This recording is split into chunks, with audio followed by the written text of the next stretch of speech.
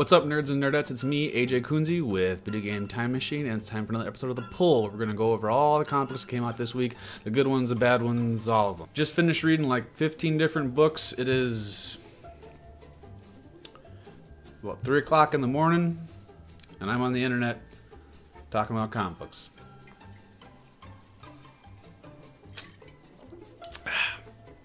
Yep, this is my life. Let's see what's first on the docket today.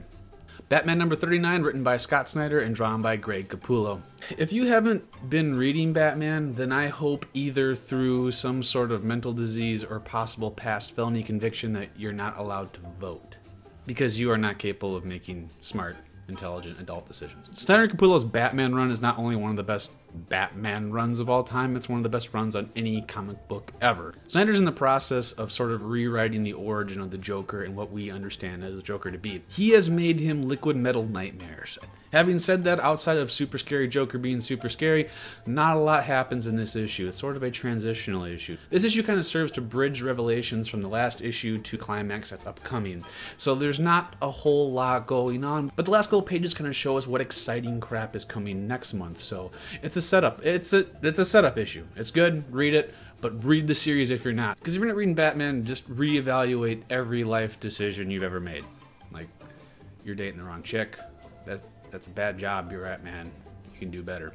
And yeah, that guy probably is running a Ponzi scheme, man. You're fucked. So we got another smaller print book. I like to do at least one of those every week. And this is Bad Summer, written by Ed LaRoche. And it's published by a publisher called Radco. Good job, guys.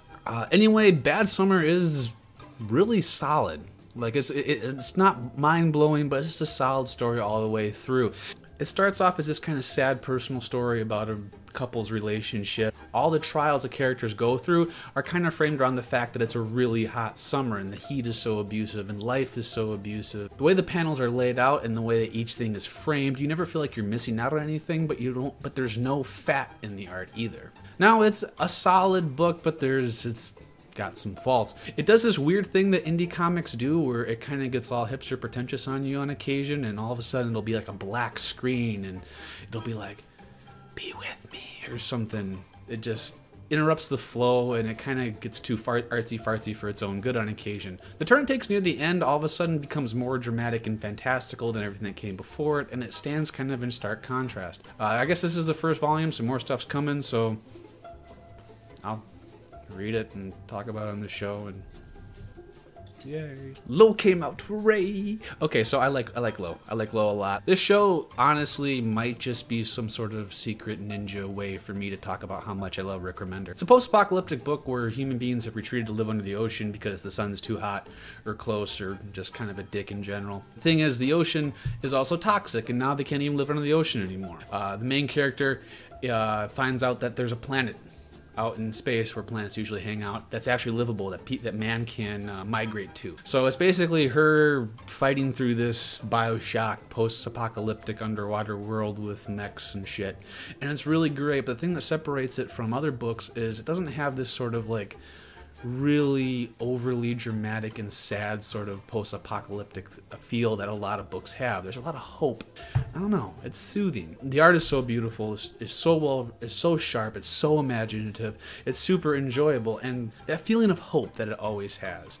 This issue really feels like it's the punchline to that theme. Like, they kind of set us up and like, oh, you think there's hope, you think there's optimism, and it kind of breaks your heart. It crushes all the hope and asks the characters to exist in this new, slightly more hopeless world than it already was. Not enough people are reading Lo, and not enough people are talking about Lo. Give Rick Remender your money, all of it. Speaking of Rick Remender, we got Uncanny Avengers issue number 2. They've kind of relaunched Uncanny Avengers. If you didn't read the last series, definitely go back and read it. It was solid, but more importantly, it was the continuation of all the stuff that Rick Remender put out in his Uncanny X-Force book, which is legendary, one of the great runs ever. The original Uncanny Avengers was great, but it still felt different and weird and not quite what we were used to. This is just back to that same feeling. Rick Remender's a crazy motherfucker. This whole story takes place on Counter-Earth, which is exactly what it sounds like. It's a planet counter to Earth. It's on the opposite side of the sun doing opposite Earth stuff. And basically it's a home of the High Evolutionary where he's trying to build, you know, perfect animal people, elephant heads, stuff like that. Avengers show up looking for Scarlet Witch and Quicksilver, who are trying to find out who their real daddy is, because it turns out it's not Magneto anymore, because Marvel doesn't own those movie rights. But anyway, this is kind of focused around Sabretooth, and Sabretooth not wanting to be an evil dick anymore, and him trying to save these animal people. This series is worth reading just as a continuation to the great stuff that was set up in Uncanny X-Force. Definitely keep checking it out. Alright, next issue is... load faster. Okay, next issue is Spider-Gwen #1. Last week we went over Silk #1, which was the first of the characters to spin out of the Spideyverse event, and this week we get the other one. But unlike last week, this one's good. Spider-Gwen is so much more interesting than Silk turned out to be. I felt, if you remember last week, my criticism of Silk was it just was too close to Spider-Man. The character wasn't interesting enough. Well, Spider-Gwen is not that at all. She's in a universe all her own. She's a character all her own. This doesn't feel like Spider-Man. This feels like a completely new character. Writer Jason Latour needs to be given credit because he did a really good job of making Gwen actually feel like a teenage girl. There's a lot of there's this fire hose of angst and slightly misplaced anger that she's trying to focus and give her life purpose. And the other cool thing about it is the universe that Spider-Gwen is in is like the Marvel universe, but just different enough to be interesting. Characters like Daredevil, Punisher, Vulture, Kingpin, so on and so forth, all possess different roles than you're used to, and they're all interesting. And each page you kind of want to see, oh, what old character is going to show up in a new role. It's really intriguing, and it's definitely, of the Spider-Verse spin-off books, it's my favorite so far. So, you know, read it. Or don't. Can't tell what to do. So there you go, guys. That's all the books I found that were worth talking about this week. If there's a comic book you guys want me to talk about that I'm not talking about, make sure you leave it in the comments below, and I'll give you guys my feedback if I feel like it, maybe. I don't know. Make sure you subscribe. For every new subscriber we get, we will avenge the death of one of your parents.